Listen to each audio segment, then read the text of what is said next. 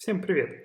Помните тот момент, когда вы только начали собирать монеты и банкноты? Вы знали каждую свою монетку, сколько их у вас точно, каких стран и даже какого года выпуска. Поначалу монеты хранились в каких-нибудь пакетиках или коробочках, а банкноты в книжках либо портмоне. Но вот вы путешествуете, в разных странах собираете новые пополнения, и все сложнее и сложнее запомнить, есть ли такая монета, а такое ли изображение на реверсе, какого года банкнота и так далее. А альбомы все добавляются и добавляются. Сначала он появляется один, потом второй и так далее, и так далее.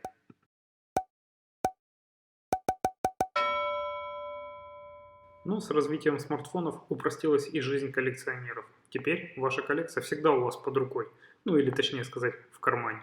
Поэтому сегодня я расскажу о нескольких программах, которые очень эффективны для систематизации и управления своей коллекцией. И начну я с приложения Maktoon, которое было разработано эстонскими программистами и, по моему мнению, является одним из самых удачных в этом направлении.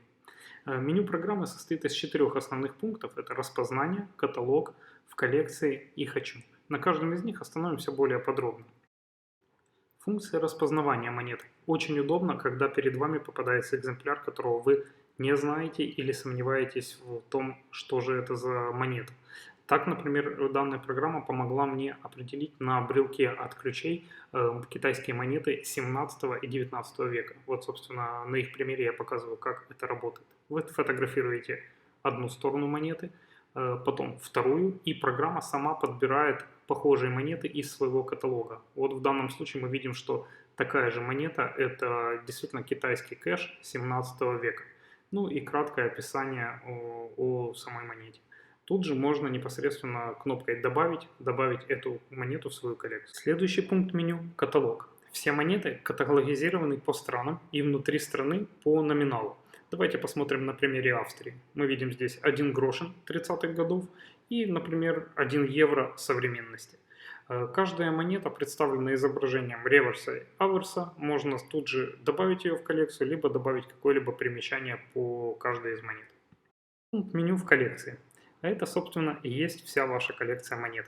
Она систематизирована по странам. Если вы хотите посмотреть на монету, достаточно выбрать из списка, либо ввести в строке поиска. Давайте посмотрим на примере Мексики. Вот какие монеты у меня есть. 5 мексиканских песо. Здесь можно увидеть дополнительную информацию о монете, ее состав, размеры, посмотреть изображение, найти какие-то отличительные особенности, отметить год, который есть непосредственно у вас, либо оставить какое-либо примечание. Также одним из плюсов этой программы является то, что на сегодняшний день она полностью бесплатна. Для тех, кто увлекается не только монетами, но и банкнотами, я настоятельно рекомендую такое приложение, как Banknote Mate.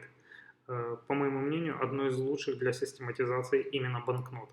Главное меню состоит из 3 пунктов «Моя коллекция», «Добавить банкноты» и также «Статистика», где все ваши банкноты разбиты по странам и также указано общее количество купюр.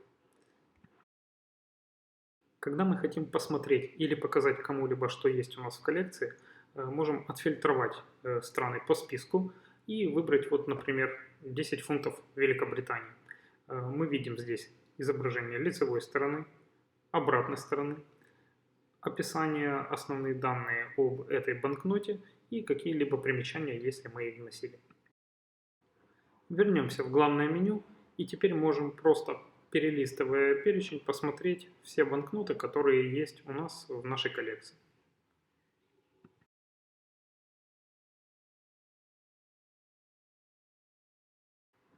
Следующий пункт меню – «Добавить банкноты». Реализована эта функция в программе не самым обычным способом. Если вы хотите добавить какую-либо из банкнот в свою коллекцию, необходимо выбрать страну из списка. Для облегчения поиска все страны разделены на 3 части по алфавиту. Ну вот, допустим, на примере Приднестровья у меня есть одна банкнота, которая не зафиксирована в этой программе, и я сейчас расскажу почему. Приднестровье, 1994 год.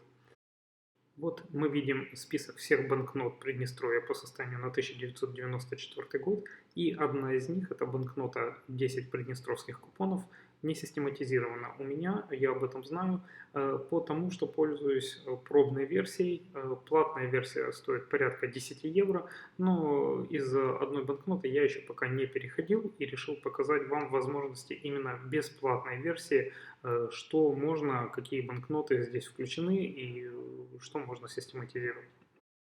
Как вы видите, большинство банкнот доступно и в пробной версии, возможно, для каких-то экзотических, как 10 купонов Приднестровья, либо для большого количества банкнот необходимо будет перейти на платный пакет. Пока же его вполне достаточно для использования. Еще одно приложение о банкнотах и еще одно очень удачное – это купюры мира. Я лично им не пользуюсь, так как систематизирую все банкноты в приложении BanknotMates, но судя по функционалу, исполнению и дизайну, это очень стоящее приложение.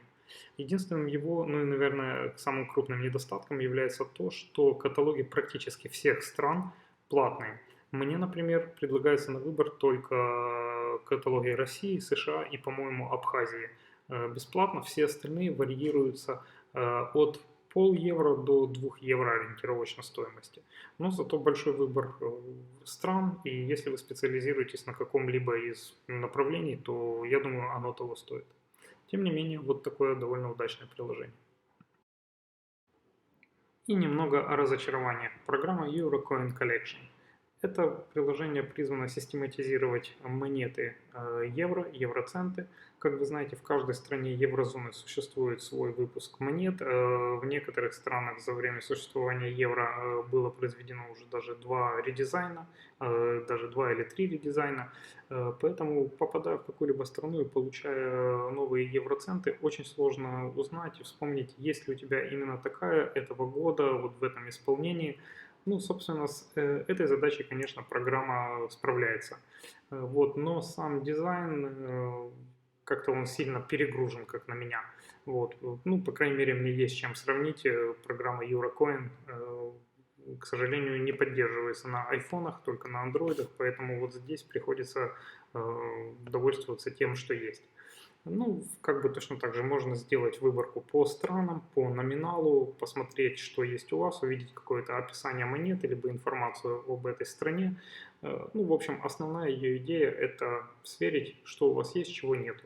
Вот. Ну, еще раз скажу, что само исполнение мне лично немного не нравится, поэтому пользуюсь данной программой очень и очень редко.